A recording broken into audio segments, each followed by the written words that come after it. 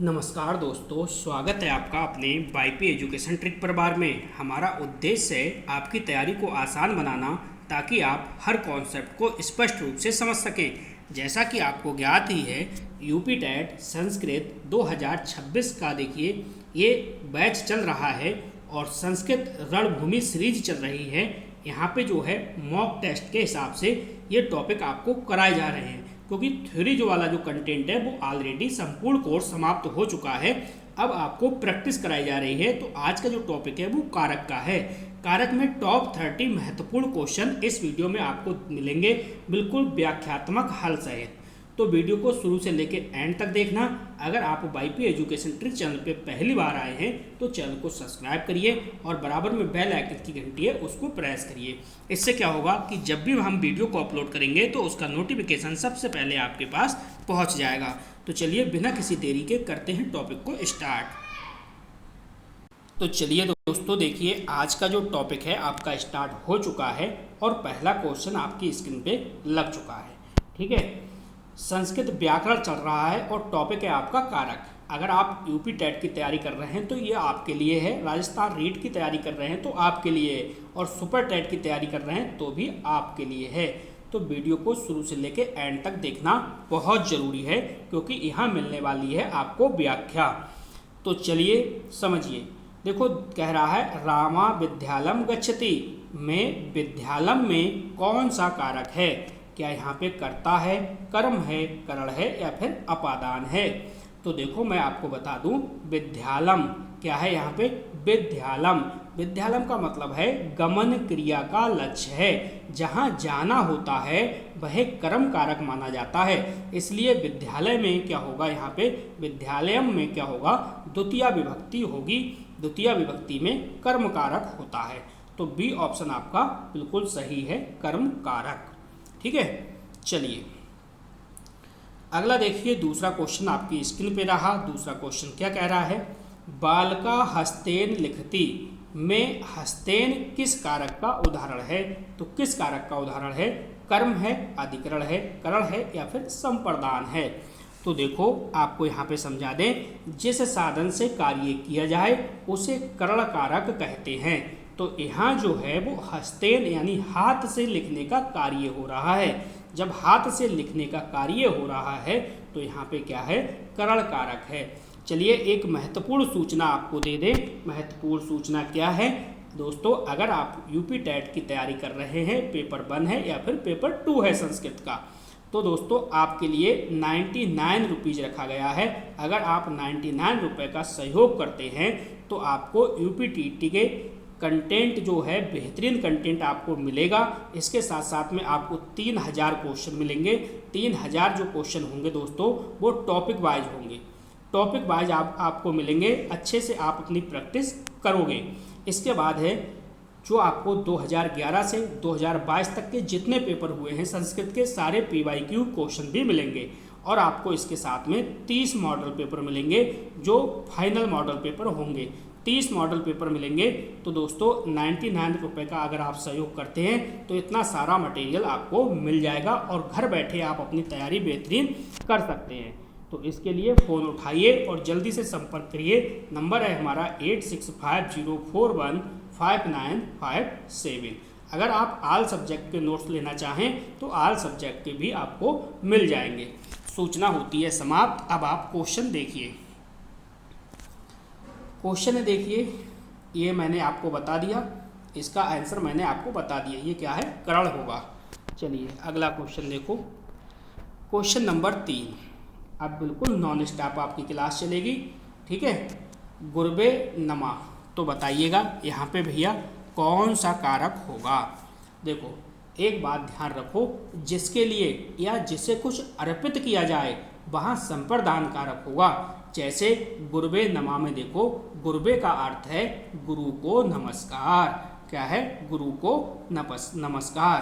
तो क्या होगा, संप्रदान कारक होगा। बी ऑप्शन आपका सही जवाब है। चलिए अगला क्वेश्चन देखो। अगला क्वेश्चन क्या कह रहा है, क्वेश्चन कह रहा है वृक्षात पत्रम पद्धति में वृक्षात जो है इसमें कौन सा कारक होगा। क्या करण है, अधिकरण है, अपादान है या फिर कर्म है। तो यहाँ पे देखो आपको ये देखना है वृक्षात पत्रमुपत्ति, यानी जिससे अलगाव या पृथक्करण हो वहाँ पे कौन सा कारण होगा। यहाँ देखो पत्ता जो है वो वृक्ष से गिर रहा है, यानी पत्ता जो है वो वृक्ष से अलग हो रहा है। जब जहाँ पे भी अलग होने की कंडीशन आ जाए तो वहाँ पे क्या होगा, वहाँ पे कहोगे आप सर अपादान कारक होगा, यानी सी ऑप्शन आपका बिल्कुल सही जवाब है। चलिए अगला क्वेश्चन देखो। अगला क्वेश्चन आपसे क्या कह रहा है, कह रहा है गृहे माता अस्ति। तो गृह में कौन सा कारक है, अधिकरण है, कर्म है या फिर करण है। ठीक है, चारों ऑप्शन आपके सामने हैं। देखो एक बात समझ लो, जहाँ कोई कार्य होता है या कोई स्थित होता है तो वहाँ अधिकरण कारक होता है। यहाँ माता घर में है, ठीक है, गृहे माता अस्ति, माता घर में है, तो यहाँ पे क्या है आपका अधिकरण कारक होगा। ए ऑप्शन आपका सही है। चलिए अगला क्वेश्चन देखते हैं। अगला क्वेश्चन क्या है, क्वेश्चन को ध्यान से समझो और ध्यान से आपको जवाब देना है। देखो रामेण रावणा हता, ठीक है, वाक्य में रामेण में कौन सा कारक है, क्या यहाँ पे आपका कर्ता है या फिर कर्म है, करण है या फिर अपादान है। तो यहाँ पे समझो, यहाँ जो हो रहा है वो रावण का वध रामेण अर्थात राम द्वारा हुआ है, यानी कर्मवाच्य में तृतीया विभक्ति में आता है ये। अब ये कर्मवाच्य तृतीया विभक्ति में आएगा तो जाहिर सी बात है यहाँ पे करण कारक होगा। सी ऑप्शन आपका सही है। तो कमेंट करके बताइएगा चीज़ें आपके समझ में आ रही हैं या फिर नहीं आ रही हैं। संस्कृत की हमने आपके लिए प्लेलिस्ट जो है वो तैयार कर दी है। आप एक एक वीडियो को अपनी ज़रूरत के अनुसार प्लेलिस्ट से देख सकते हैं। सीता कृष्णाय पुष्पम ददाति में कृष्णाय जो है वो कौन सा कारक है बताइएगा। देखो एक बात आपको बता दें, जिस वस्तु या कोई भी वस्तु है, कोई भी वस्तु दी जाए तो वहाँ पे संप्रदान कारक होगा। यहाँ देखो क्या है पुष्पम, ठीक है, ददाति, यानी सीता कृष्णाय पुष्पम ददाति, यानी यहाँ जो पुष्प हैं वो कृष्ण को दिया जा रहा है, पुष्प जो है वो कृष्ण को दिया जा रहा है। तो कर्म कारक नहीं होगा, अधिकरण नहीं होगा, संबंध नहीं होगा, संप्रदान कारक आपका बिल्कुल सही जवाब होगा। चीज़ें समझ में आ रही हैं या नहीं आ रही हैं, जब आप कमेंट के माध्यम से बताओगे तभी हमें पता चलेगा। चलिए बालकस्य पुस्तकम हस्ति, बालकस्य पुस्तकम अस्ति में बालकस्य कौन सा कारक है, अधिकरण, संबंध, कर्म या फिर करण, तो बताइएगा। अब देखो यहाँ पे बालकस्य जो है वो पुस्तक के स्वामी का बोध करा रहा है, तो स्वामित्व या संबंध दिखाने पर यहाँ पे जो कारक होता है वो संबंध कारक होगा, यानी बी ऑप्शन आपका बिल्कुल सही है। हमारी कोशिश यही है कि हम आपका सिलेबस संस्कृत का मई के अंदर समाप्त कर दें और नया सब्जेक्ट एक शुरू और करेंगे, बिल्कुल जीरो से शुरू करेंगे और एंड तक आपका कंटेंट भी कराएंगे और आपकी अच्छे से प्रैक्टिस भी कराएंगे। तो कमेंट करके बताइएगा कौन सा सब्जेक्ट कराएं। चलो यहाँ पे समझो, नदेशु कमलानी संति, तो नदेशु में कौन सा कारक है, कर्म है, करण है, अधिकरण है या संप्रदान है। तो देखो कमल कहाँ है, एक मिनट रुको, हाँ कमल कहाँ है, तो देखो दिखा रहा है नदियों में, ठीक है, तो स्थान का बोध हो रहा है, जहाँ स्थान का बोध होगा वहाँ पे क्या होगा, अधिकरण कारक होगा, यानी सी ऑप्शन आपका सही है। अगला क्वेश्चन देखो, क्वेश्चन नंबर 10। क्वेश्चन को पढ़ो और भाई जवाब दो, क्वेश्चन को पढ़ो और जवाब दो। यहाँ पे कह रहा है राजा सेव कैम्भ्या धनम ददाति, तो सेव कैम्भ्या में कौन सा कारक है, क्या यहाँ अपादान है, कर्म है, संप्रदान है या फिर संबंध है। तो देखो यहाँ पे समझो ध्यान से, धन जो है, यहाँ पे जो धन है, धन जो है वो सेवकों को दिया जा रहा है, तो जिसे कुछ दिया जाए तो वहाँ पे कौन सा कारक होगा, वहाँ पे होगा संप्रदान कारक। आप कहोगे सर सी ऑप्शन बिल्कुल सही है। चलिए अगला क्वेश्चन देखो, अगला क्वेश्चन क्या कह रहा है, क्वेश्चन कह रहा है मया कार्ये कृतम में मया कौन सा कारक है, करण, कर्म, अधिकरण या फिर कर्ता। तो यहाँ पे आपको समझना है, देखो यहाँ जो कार्य है वो मेरे द्वारा किया गया है, यानी सीधे सीधे कह सकते हो कर्म वाच्य में कर्ता जो है वो तृतीया विभक्ति में आता है, इसलिए यहाँ पे जो है वो आपका करण कारक हो जाएगा। पहला वाला ऑप्शन सही है। ठीक है, चीज़ें आपके समझ में आ रही होंगी तो जल्दी से यस लिखिए और कमेंट प्यारा सा करिए, क्योंकि सभी भावी शिक्षक इस बार शिक्षक भर्ती में बैठो आप और अच्छे से जॉब ले लो, क्योंकि 7-8 साल के बाद भर्ती आपको देखने को मिल रही है। चलिए बताइएगा, विद्याहा में विद्याहा किस कारक में है? अधिकरण, करण, कर्म या फिर संप्रदान? पहले पूरा वाक्य को समझो और फिर जवाब दो। तो देखिए यहाँ पे आपको बता दें, विद्या के माध्यम से अमृत की प्राप्ति हो रही है। किसकी प्राप्ति हो रही है? विद्या के माध्यम से अमृत की प्राप्ति हो रही है। साधन का बोध होने से यहाँ पे क्या होगा? यहाँ पे आपका करण कारक होगा, यानी बी ऑप्शन आपका बिल्कुल सही जवाब होगा। चलो अगला क्वेश्चन देखो। क्वेश्चन नंबर 13 क्या कह रहा है? क्वेश्चन कह रहा है जनका पुत्राय फलानी ददाती। तो फलानी में कौन सा कारक है? कर्म है, करण है, अपादान है या फिर अधिकरण है? तो क्वेश्चन को ध्यान से समझो। देखो फलानी वह वस्तु है जो दी जा रही है, जो दी जा रही है, जो क्रिया का सीधा फल हो, जो क्रिया का सीधा फल हो, तो वह जो है वो कर्म कारक कहलाता है। क्या कहलाता है? कर्म कारक कहलाता है। तो यहाँ पे जो है ए ऑप्शन आपका सही है। चलिए अगला क्वेश्चन देखिए। अगला क्वेश्चन क्या है?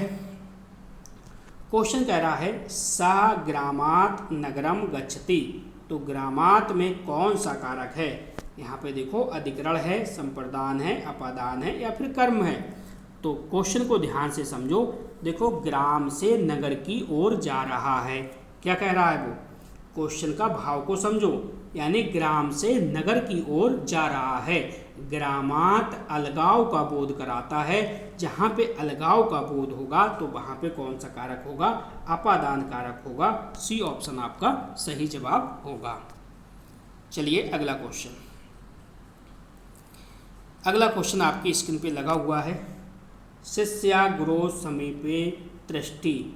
तो गुरु जो है कौन सा कारक है? गुरु हो संबंध, कर्म या करण या फिर अधिकरण?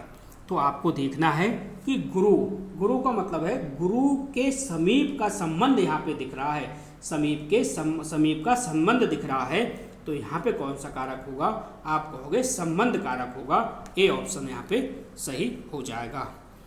तो 15 क्वेश्चन अपने लोगों ने कर लिए। 15 क्वेश्चन अभी बकाया है। वीडियो को एंड तक देखना। वीडियो को लाइक नहीं करा तो जल्दी से वीडियो को लाइक कर दो। वीडियो की लिंक को अपने सभी दोस्तों में शेयर कर दीजिएगा। वाक्य को अच्छे से पढ़ो और बताओ उद्धाने किस कारक का उदाहरण है। क्या ये अधिकरण है, कर्म है, संप्रदान है या फिर करण है? पूरे वाक्य को समझो और फिर समझ के जवाब दो। देखो खेलने का स्थान यानी उद्यान होता है खेलने का स्थान, तो स्थान का बोध कराएगा तो वहाँ पे अधिकरण कारक होगा। ए ऑप्शन आपका सही है। चलिए अगला क्वेश्चन देखो। क्वेश्चन को पढ़ो और पढ़ने के बाद आपको जवाब देना है इसमें कौन सा कारक होगा। कर्म होगा, करण होगा या फिर अधिकरण होगा या फिर संप्रदान होगा? चारों ऑप्शन आपके सामने हैं। देखो देवदत्ता खड़गेन युद्धम करोति। तो खड़गेन में कौन सा कारक है ये आपसे पूछ रहा है। तो देखो ये क्या है? ये एक युद्ध करने का साधन है। खड़ग क्या है? युद्ध करने का साधन है। और जिस साधन से कार्य हो वह क्या होगा? वह करण कारक कहलाएगा। क्या कहलाएगा? करण कारक आपका कहलाएगा। बी ऑप्शन यहाँ पे सही जवाब होगा। चलिए अगला क्वेश्चन समझिए। अगला क्वेश्चन क्या कह रहा है? Question number 18।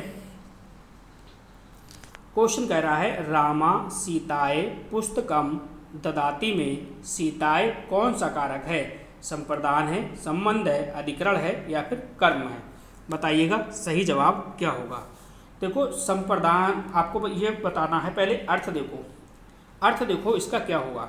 अर्थ की अगर मैं बात करूं, देखो पुस्तक जो है, इसमें पुस्तक जो है, ये जो पुस्तक जो है वो सीता को दी जा रही है। अब पुस्तक सीता को दी जा रही है, जिसे वस्तु मिले वह क्या होगा? संप्रदान कारक होगा। तो क्या होगा? संप्रदान कारक होगा। ए ऑप्शन आपका सही है। अगला क्वेश्चन देखिए, क्वेश्चन नंबर 19। क्वेश्चन कह रहा है बालकाः मित्रेण सह गच्छति में मित्रेण कौन सा कारक है? करण है, कर्म है, अधिकरण है या फिर अपादान है? तो ध्यान से समझिएगा, मित्रेण साथ या सहभाव का बोध करा रहा है, तो इसलिए यहाँ पे क्या होगा, तृतीया विभक्ति में है, इसलिए करण कारक माना जाएगा। कौन सा कारक? करण कारक, पहला वाला ऑप्शन सही है। अगला क्वेश्चन देखो, क्वेश्चन नंबर 20। जल्दी से बताइएगा सही जवाब क्या होगा। क्वेश्चन को पढ़ो और जल्दी से बताओ कौन सा कारक है। क्या इसमें संबंध है, कर्म है, संप्रदान है या फिर करण है? देखो यहाँ जल और गंगा, ठीक है, जल और गंगा का क्या है, संबंध बताया गया है। अब जब संबंध बताया गया है तो जाहिर सी बात है क्या है, यहाँ पे संबंध कारक है। ए ऑप्शन सही है। कमेंट करके अवश्य बता दिया करो कि चीज़ें आपकी समझ में आ रही हैं या नहीं आ रही हैं, ठीक है। या फिर आप कोई भी कुछ भी सलाह मशवरा देना चाहते हैं, सलाह देना चाहें तो भी आप कमेंट के माध्यम से दे सकते हैं, ठीक। आपका कमेंट, हर स्टूडेंट का कमेंट जरूर पढ़ा जाता है। तो इसे समझो, क्वेश्चन क्या कह रहा है, राम वनम प्रति गच्छति में वनम कौन सा कारक है? तो कौन सा कारक है, सबसे पहले थोड़ा सा कॉमन सेंस लगाओ। देखो कर्म है, अधिकरण है, करण है या फिर अपादान है। अब यहाँ पे देखो रामा वनम प्रति गच्छति में वनम कौन सा कारक है? तो देखो गमन क्रिया का लक्ष्य वनम है, इसलिए इसे जो है वो कर्म कारक माना जाएगा। पहला वाला विकल्प सही होगा, ठीक है। अगला क्वेश्चन, क्वेश्चन नंबर 22 को ध्यान से देखो और ध्यान से आपको जवाब देना है। क्वेश्चन 22 क्या कह रहा है, भिक्षुकाय अन्नम देते में भिक्षुकाय कौन सा कारक है? कौन सा कारक है? संबंध है, संप्रदान है, अधिकरण है या फिर करण है? चलिएगा बताइएगा। देखो अन्न की बात हो रही है, ठीक है, अन्न भिक्षुक को दिया जा रहा है। अब जिसे कुछ दिया जाता है तो आप कहोगे वहाँ पे सर क्या है, संप्रदान कारक होगा। बी ऑप्शन आपका सही है, ठीक है। कोई प्रॉब्लम, कोई परेशानी तो बताइएगा। कोई परेशानी नहीं है, कितना भी न्यूट्रल बच्चा आ जाए, संस्कृत बिल्कुल जीरो हो और पढ़ने भी ना आए, लेकिन अगर वो वाईपी एजुकेशन ट्रिक चैनल से एक वीडियो को देखेगा तो मैं गारंटी के साथ कह सकता हूँ पहली बार में ही यूपी टेट पास होगा। और संस्कृत में तो फेल होने का कोई भी चांस नहीं बनता है, फेल का मुंह बच्चा कभी भी नहीं देखेगा। देखो विद्यार्थी पुस्तकात ज्ञानम लभते, तो पुस्तकात कौन सा कारक है ये आपको बताना है। अपादान, अधिकरण, कर्म या फिर करण? तो जल्दी से कमेंट करिएगा, इसका जवाब दीजिएगा। तो यहाँ पे समझो पहले अर्थ क्या कह रहा है, ज्ञान जो है वो पुस्तक से प्राप्त हो रहा है, तो स्रोत या अलगाव के कारण यहाँ पे कौन सा कारक होगा? आप कहोगे सर हो जाएगा यहाँ पे अपादान कारक, यानी ए वाला विकल्प यहाँ पे बिल्कुल सही है। चलिए अगला क्वेश्चन देखो, क्वेश्चन नंबर 24। क्वेश्चन कह रहा है अस्वा क्षेत्रे धावती में कौन सा कारक है? तो क्षेत्र में कौन सा कारक है ये आपको बताना है। कर्म है, अधिकरण है, करण है या फिर संप्रदान है? तो देखो यहाँ पे क्या है, जो घोड़ा है, घोड़ा जो है वो खेत में दौड़ रहा है, यानी घोड़ा जो है वो खेत में दौड़ रहा है, तो स्थान का बोध होने से यहाँ पे क्या होगा, अधिकरण कारक होगा। बी ऑप्शन आपका सही जवाब है। चलो अगला क्वेश्चन देखो, अगला क्वेश्चन आपका क्या कह रहा है। क्वेश्चन देखिए क्या कह रहा है, क्वेश्चन को पढ़ो और पढ़ने के बाद शस्त्र है, ठीक है, कौन सा कारक है? सैनिकाः शस्त्रैः युद्धं कुर्वन्ति, तो में शस्त्र है कौन सा कारक है? करण है, कर्म है, अधिकरण है या फिर संबंध है? तो बताइएगा क्वेश्चन नंबर 25 का सही जवाब क्या होगा। यानी युद्ध करने का साधन शस्त्र है। जब युद्ध करने का साधन शस्त्र है तो यह किसका उदाहरण है? तो ये करण कारक हो जाएगा। ए ऑप्शन आपका सही है। चलिए अगला क्वेश्चन, क्वेश्चन को पढ़ो और जवाब दो। और यहाँ पे पूछ रहा है, देखिए यहाँ पे आपसे इसका अर्थ पूछ रहा है, शिष्य भया में कौन सा कारक है? अपादान है, संबंध है, संप्रदान है या फिर अधिकरण है? बताइएगा सही जवाब। देखो वाक्य को पढ़ो। गुरुः शिष्यभ्या पाठम कथयति, यानी पाठ जो है वो शिष्यों को बताया जा रहा है जिससे कुछ कहा या दिया जाए। अब आपको पता है पाठ जो है वो शिष्यों को बताया जा रहा है, तो जिसे कुछ कहा या दिया जाए वहाँ संप्रदान कारक होगा, यानी सी ऑप्शन आपका सही जवाब है। चलो अगला क्वेश्चन। अगला क्वेश्चन है नरेहा दुखात रोदती में दुखात में कौन सा कारक है? इसमें आपको बताना है क्या ये करण है, अधिकरण है, अपादान है या फिर कर्म कारक है। तो देखो रोने का कारण दुख है। क्या है? रोने का कारण दुख है। कारण या स्रोत का बोध होने से कौन सा कारक होगा? यहाँ पे हो जाएगा अपादान कारक, यानी सी ऑप्शन बिल्कुल सही जवाब होगा। अगला क्वेश्चन देखिए, क्वेश्चन नंबर है 28। क्वेश्चन क्या कह रहा है और सीधे बताइए वृक्षेशु में कौन सा कारक है? अधिकरण है, करण है, संप्रदान है या फिर कर्म है? तो देखो यहाँ पे मैं आपको बता दूं, पक्षी जो है ना, पक्षी है वो वृक्ष में रहते हैं। यहाँ पे जो अर्थ निकल रहा है वो ये है पक्षी वृक्षों में रहते हैं। इसका मतलब है स्थान का बोध हो रहा है, और जहाँ स्थान का बोध होगा तो वहाँ पे अधिकरण कारक होगा। ए वाला ऑप्शन आपका सही जवाब होगा। अगला क्वेश्चन देखिए, क्वेश्चन नंबर 29। क्वेश्चन कह रहा है कृषका हलेना क्षेत्रम कर्षति में हलेना कौन सा कारक है? कर्म कारक, करण कारक, अधिकरण कारक, संबंध कारक? बताइएगा सही जवाब क्या होगा। अब देखो कृषका, हलेना मतलब हल, ठीक है, क्षेत्रम मतलब क्षेत्र, कर्षाती में हलेना कौन सा कारक है? यानी कह रहा है वो हल के द्वारा खेत जोता जा रहा है। क्या कह रहा है? हल के द्वारा खेत जोता जा रहा है। इसका मतलब साधन का बोध होने से करण कारक होगा। कौन सा होगा? करण कारक होगा। बी ऑप्शन आपका सही जवाब होगा। चलिए अगला क्वेश्चन समझिए। आज की वीडियो का लास्ट क्वेश्चन है, और जल्दी से वीडियो को लाइक नहीं करा है वीडियो को लाइक कर दो, और वीडियो की लिंक को अपने सभी दोस्तों में शेयर भी कर दीजिएगा। छात्रा विद्यालस्य पूर्ता तिष्ठति, तो विद्यालस्य में बताइए कौन सा कारक है? संबंध है, कर्म है, करण है या फिर अधिकरण है? तो सही जवाब दीजिएगा। देखिए विद्यालस्य मतलब विद्यालय, विद्यालय के सामने का संबंध जो है वो प्रकट यहाँ पे हो रहा है, तो इसलिए जो है कारक है वो संबंध कारक है। पहला वाला ऑप्शन आपका सही हो जाएगा। तो चैनल पे पहली बार आए हैं, चैनल को सब्सक्राइब कर लो, बराबर में बेल आइकन की घंटी है उसको प्रेस कर लो। संस्कृत का कोर्स आपका मई के अंदर कंप्लीट करा दिया जाएगा। तो बस इस वीडियो में इतना ही था। वीडियो देखने के लिए आपका बहुत बहुत धन्यवाद। मिलते हैं नेक्स्ट वीडियो में। Thank you.